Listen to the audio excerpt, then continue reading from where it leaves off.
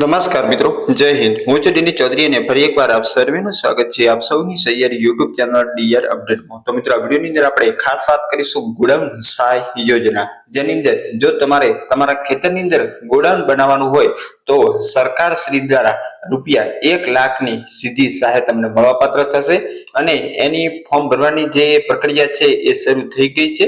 તો તમે આજે જ એનું ફોર્મ ભરી શકો છો અને ઓનલાઈન ફોર્મ કેવી રીતે ભરવાનું અને કયા કયા ગોડાઉન બનાવવા માટેના નિયમો છે એને લઈને ખાસ આ વિડીયોની અંદર માહિતી મળીશું।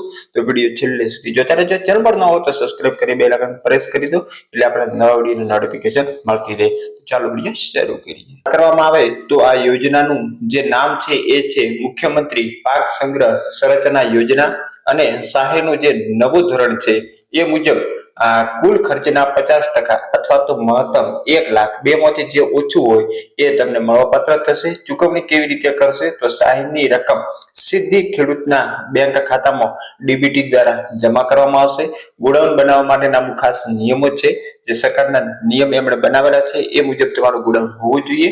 કદની વાત કરવામાં આવે તો ગોડાઉનનો લઘુત્તમ વિસ્તાર એટલે કે ઓછામાં ઓછો 330 ચોરસ ફૂટ, અંદાજે 31 ચોરસ મીટર જેટલો હોવો જોઈએ।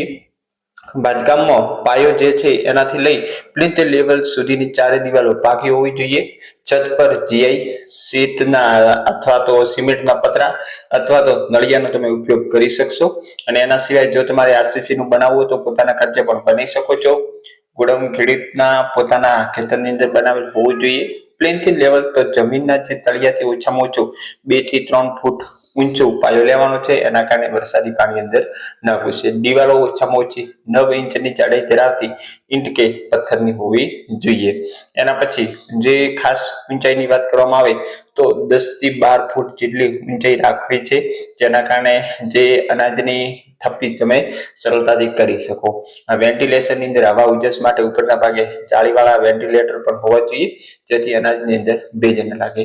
આનો પૂર્ણ લાભ લઈ શકે તો ગુજરાતના તમામ જમીન ધારક ખેડૂત સામાન્ય ઓબીસી એસસી એસટી આ યોજનાનો લાભ લઈ શકે। જો જમીન સંયુક્ત નામે હોય તો અન્ય ખાતેદારોનું સંમતિ પત્રક તમારે રજૂ કરવાનું રહેશે અને જો ખેડૂતોએ અગાઉ આ યોજનાનો લાભ લીધો હોય તો ફરીથી અરજી નહીં કરી શકે, એક જ વખત લાભ લઈ શકશો।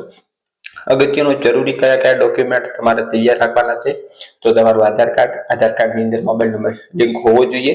જમીનના 7/12/8 તાજેતરના ઉતારા, બેંક પાસબુકની નકલ અથવા કેન્સલ ચેક, મોબાઈલ નંબર જે આધાર કાર્ડ સાથે લિંક હોય એ, અને જો તમે એસસી અથવા તો એસટી ની અંદર આવો તો જાતિનું પ્રમાણપત્ર, આટલું તમારે તૈયાર રાખવાનું। અરજી કેવી રીતે કરવાની તો અરજી આ ખેડૂત પોર્ટલ ઉપર જઈ અને તમારે ઓનલાઈન ફોર્મ ભરવાનું છે। એના પછી તમને પૂર્વ મંજૂરી અધિકારીઓ આવશે ને એ પૂર્વ મંજૂરી આપશે।